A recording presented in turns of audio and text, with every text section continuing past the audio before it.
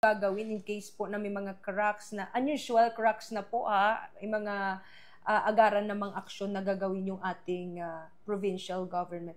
Anyway, I heard po ang ating provincial government dito sa South Cotabato, meron na po tayong hazard map. Ibig sabihin po, na-identify na po yung mga flash flood and landslide prone areas. Kamusta naman po, in general, engineer, yung implementation po natin ng mga flood control structures natin dito sa probinsya ng South Cotabato?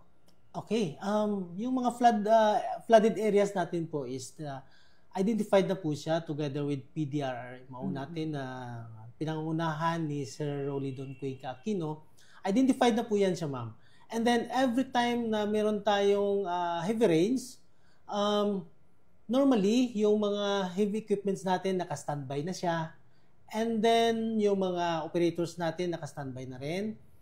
Kasi nga isang tawag lang po coming from the LGUs, from Tantangan, Coronadal, or sa iba pang mga municipalities natin, magdi-deploy po talaga tayo ng mga heavy equipments to augment po sa mga munisipyo natin at saka sa mga sa isang syudad natin. For example na lang po sa Tantangan natin, ready po ang ating mga heavy equipments para mag-clear po ng mga baradong areas kasi nga doon po yung lowest level ng ating Bulok Creek. Yun po ang nagkukos ng mga flooding sa area ng Tantangan. Kapag hindi po natin na-cleared yun, ibig sabihin, affected din po yung upstream natin, babaha din po yung Coronadal City. Kaya nga ongoing po yung augmentation natin for the desilting, dredging, rechanneling, clearing.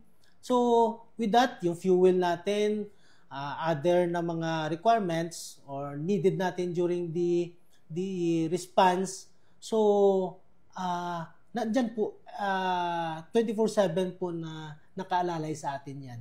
Kasi yun po ang instruction sa atin ng mahal nating governor na kung po pwede, anytime of the day na meron tayong posibleng pagbaha, dapat yung mga tauhan natin, yung equipment natin is 100% na ready. Anytime na tatawagin, nagdi-deploy po tayo kahit anong oras po. Okay. So by this time po, engineer, panawagan po natin sa lahat po ng mga mamamayan po ng probinsya ng South Cotabato.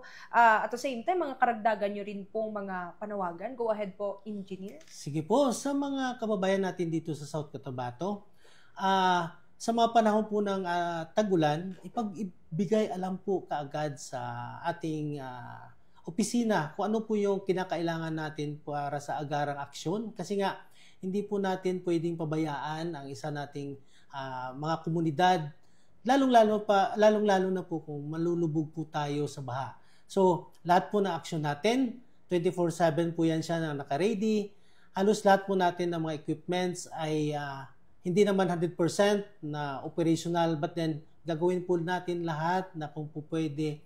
Lahat ng pag-responde sa lahat ng ating mga kalamidad, nandun po ang provincial government ng South Cotabato, nandun po ang Provincial Engineering Office. So sa lahat po ng mga kinakailangan ninyo, ipagbigay alam lang po at nandyan po kami para sa inyo. Okay. Maraming salamat po, engineer, at magandang umaga sa inyo. Magandang umaga. Thank you po, ma'am.